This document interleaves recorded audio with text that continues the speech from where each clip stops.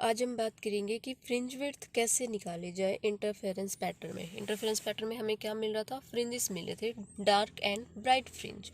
अब उनकी fringe width means dark और ब्राइट फ्रिंज आपके कितने वाइड या कितने नैरो आपको मिलेंगे किसी पॉइंट पे, हम वो कैसे निकालते हैं आज वो देखेंगे। इसके लिए सपोज S1 S2 हम 2 स्लिट्स ले रहे हैं या 2 कोहेरेंट सोर्सेज S1 S2। ये स्क्रीन है, this is the central point. Central point means equidistant from the S1 and S2, means जो रेज यहाँ से जाएंगी और यहाँ से जाएंगी दोनों में पाथ डिफरेंस आपका 0 होगा। ओके और जब भी आपका पाथ डिफरेंस 0 होगा इंटरफेरेंस के केस में फ्रिंज कैसा मिलेगा आपको, वहाँ पे ब्राइट फ्रिंज मिलेगा। ओके अब हम किसी पर्टिकुलर पॉइंट P की बात करते हैं। यहाँ आपको फ्रिंज कैसा मिलेगा, डार्क फ्रिंज मिलेगा या ब्राइट फ्रिंज मिलेगा। ओके सो यहाँ पे हम फ्रिंज निकालेंगे।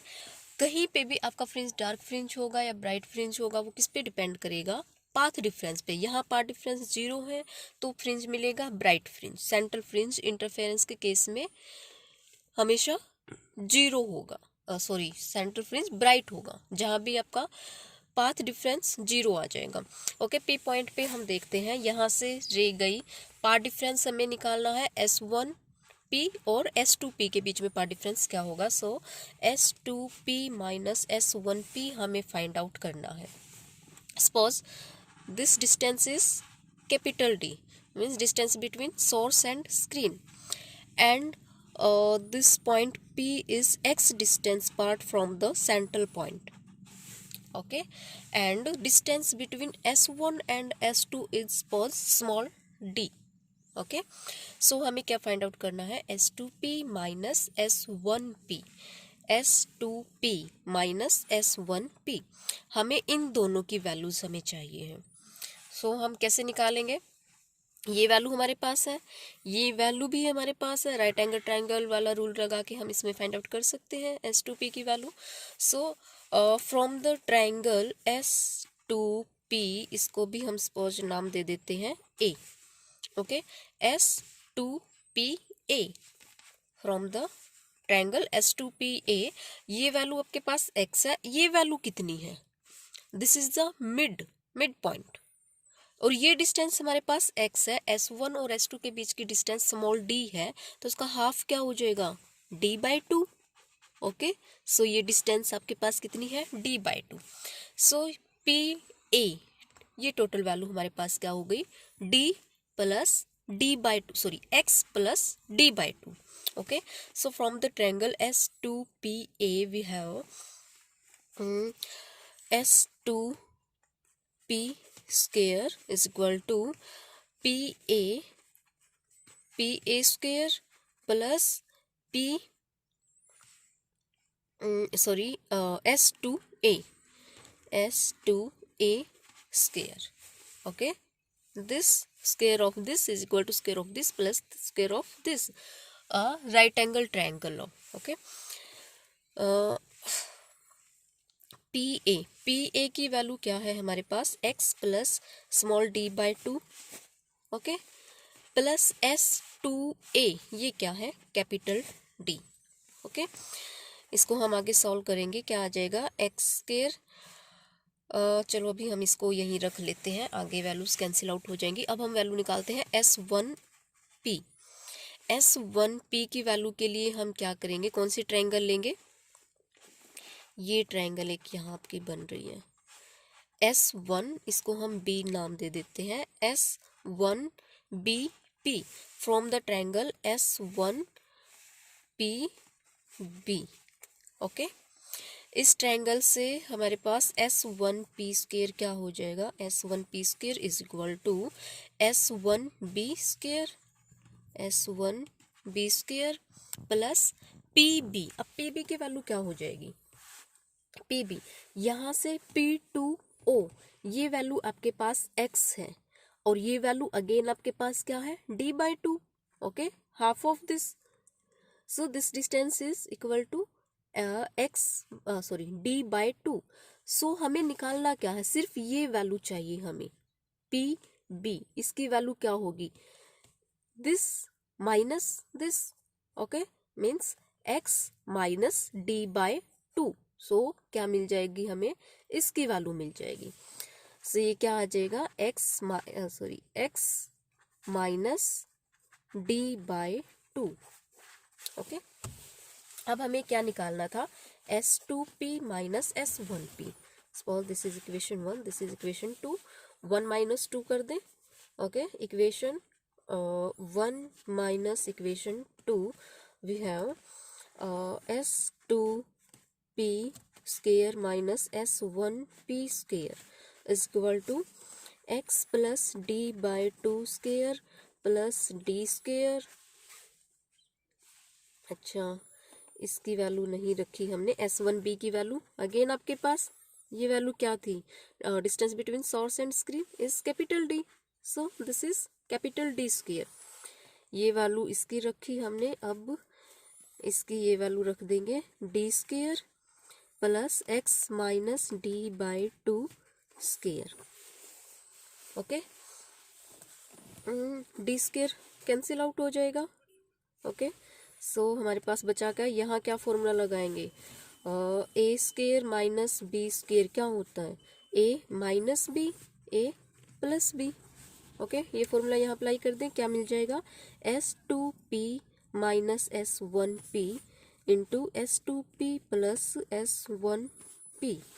Okay, and right hand side में क्या बचेगा, x plus d/2 square minus x minus d/2 square.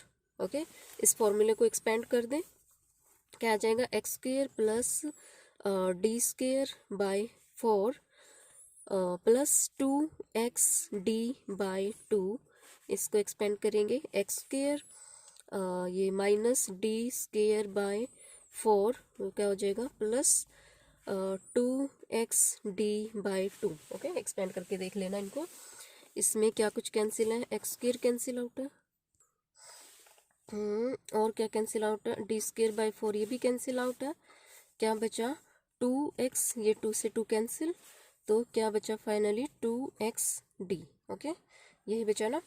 अब इनको अब देख लीजिए, S2p क्या था, plus S1p S2p plus S1p ये है। अब एक्चुअल केस में क्या है कि जो ये x है इसकी वैल्यू बहुत ही कम होती है, आप माइक्रोमीटर की हेल्प से आप देख रहे होते हैं, x is very very small in comparison to d। Okay, so x is very near about to this point. Okay, so S2p and S1p are approximately equal to D. Okay, because x is very small, this is the case like this is screen. Okay, this x is something like this. Okay, and this value is D, so this is S2p. Okay, S2p and S1p, or this distance D is also very small in comparison to this capital D. Okay, and S1 and S2 are very narrow source, so approximately we can write S2p क्या था, S2p plus S1p is approximately equal to 2D. Okay, because S2p is approximately equal to D, this is also equal to D, so we can write this is equal to 2D. So we have S2p minus S1p is equal to this is 2xd. Okay, और इसकी value हम capital D put कर देते हैं, right hand side में ले आएंगे तो नीचे आ जाएगा। सो हमारे पास पाथ डिफरेंस क्या आ गया, S2p minus S1p is equal to 2xt by capital D। Okay, this is the path difference. Phase difference हम कैसे निकालेंगे, फेज डिफरेंस की अगर हम बात करें तो कैसे निकालते हैं, phase difference is 2 pi by lambda into path difference. This is suppose delta. Okay, phase difference is equal to this. एक बात ये रह गई थी इसमें, जब हमारे पास पाथ डिफरेंस लैम्डा है, ओके, पाथ डिफरेंस और फेज डिफरेंस में क्या रिलेशन होता है वो बता रही हूँ। जब हमारे पास पाथ डिफरेंस लैम्डा है, one complete cycle, okay, this length is equal to lambda this. और जब हमारी सेकेंड वेव अगर यहाँ से स्टार्ट हो रही है, अगर वन कंप्लीट साइकिल अगर आगे पीछे मतलब उसका डिफरेंस आ रहा है, तो फेज डिफरेंस कितना होता है, कंप्लीट फेज डिफरेंस कितना होगा, maximum angle 2π। Okay, maximum phase angle कितना, कोई एंगल 2π हो सकता है। तो 2π फेज एंगल कब आएगा, जब आपके पास पाथ डिफरेंस लैम्डा है, when path difference is lambda. Okay, मैंने बताया भी था कि फेज डिफरेंस कैसे आप निकालते हैं।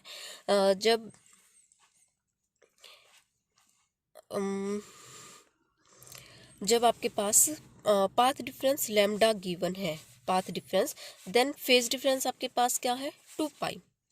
ओके, जब पाथ डिफरेंस आपके पास 1 है, फेज डिफरेंस कितना आ जाएगा, सॉरी हाँ, फेज एंगल या फेज डिफरेंस कितना आ जाएगा, दिस।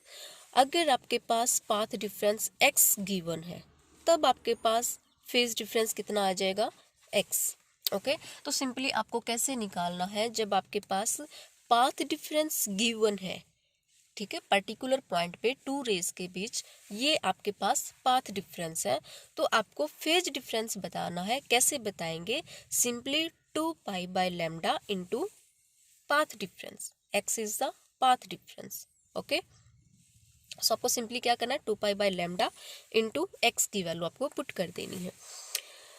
तो अब हम निकालते हैं फ्रिंज विड्थ। हम निकाल रहे थे, हमने पाथ डिफरेंस निकाल लिया है। पाथ डिफरेंस आपके पास क्या आया, x d by capital D, ये पाथ डिफरेंस आया है। अब आपको फ्रिंज विड्थ निकालनी है।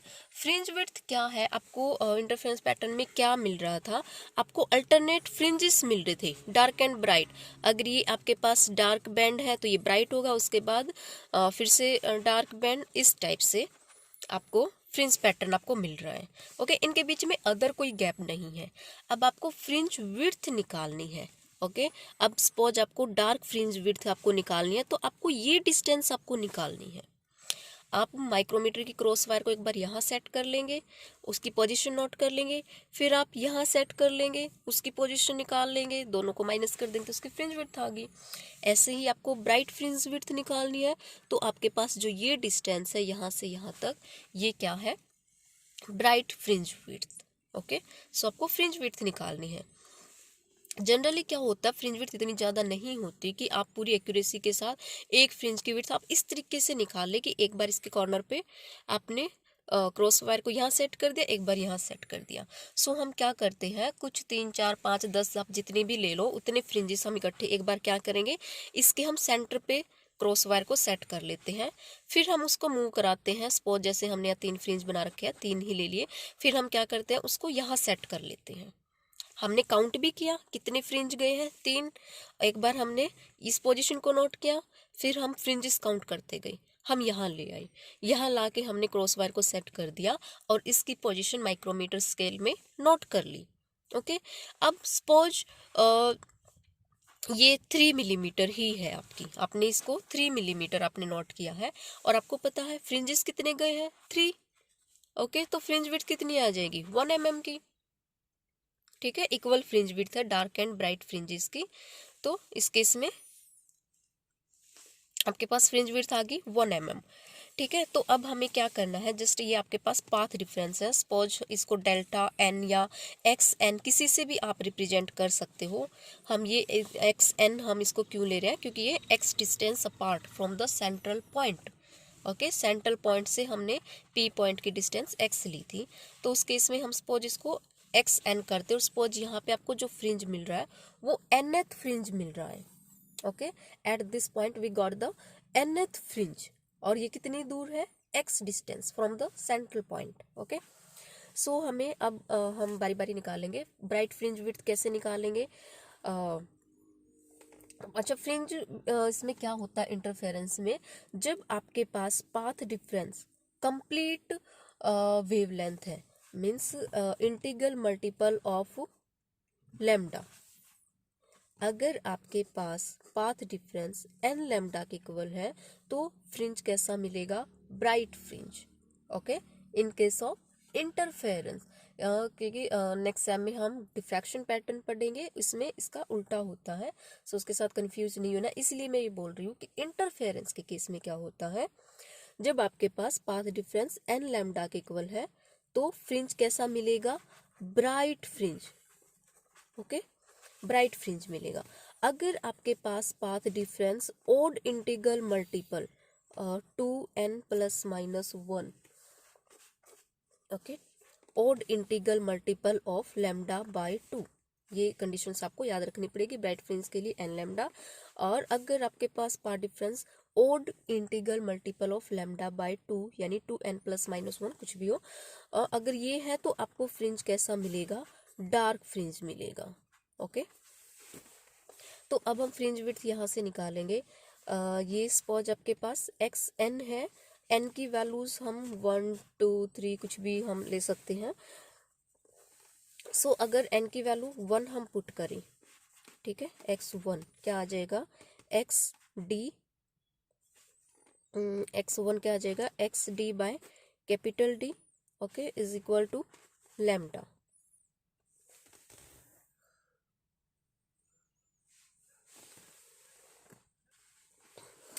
तो क्या हुआ यहाँ पे, n की वैल्यू हम 1 2 3 कुछ भी पुट कर सकते हैं। सो जब हम n की वैल्यू 1 पुट कर रहे हैं, इसके कॉरस्पॉन्डिंग आपके पास पाथ डिफरेंस क्या हो जाएगा, n की वैल्यू x की वैल्यू हमने यहाँ किस तरीके से ली थी कि आपके पास यहाँ nth फ्रिंज मिल रहा है, तब ये डिस्टेंस आपके पास x है, तो इस x को हम xn पुट कर देते हैं। ओके, n फ्रिंजेस है इसमें, इसीलिए उस डिस्टेंस को हमने xn का नाम हमने दे दिया है। तो ये क्या आ जाएगा, एक्स एन डी बाय, और ये पाथ डिफरेंस आपके पास एन लैम्डा है, n is the nth fringe. Okay, ये भी आपके पास nth फ्रिंज था, ये भी आपको यहाँ पे nth फ्रिंज के कॉरस्पॉन्डिंग इस डिस्टेंस को रिप्रेजेंट कर रहा है। सो यहाँ पे एक्स एन की वैल्यू हम क्या निकाल लेंगे, n lambda capital D by small d. Okay, हम n की वैल्यू 1 2 3 हम कुछ भी पुट कर रहे हैं, तो यहाँ पे x1 की वैल्यू क्या आ जाएगी, lambda capital D by small D, n की वैल्यू 1 पुट कर दी। सेम x2 की वैल्यू अगर हम निकाले तो क्या आ जाएगा, 2 lambda capital D by small d, same x3 and so on, हम सारी वैल्यूज ऐसे निकाल लेंगे।